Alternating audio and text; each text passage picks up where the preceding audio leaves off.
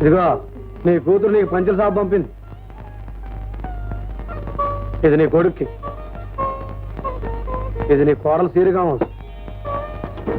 డబ్బు ఉండాలే. ఖర్చులకు 200 పంపింది. ఏంటి మిఠాయి?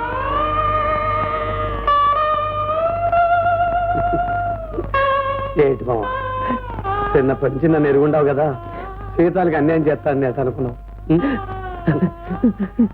ఒట్టి వచ్చాడు బాబు.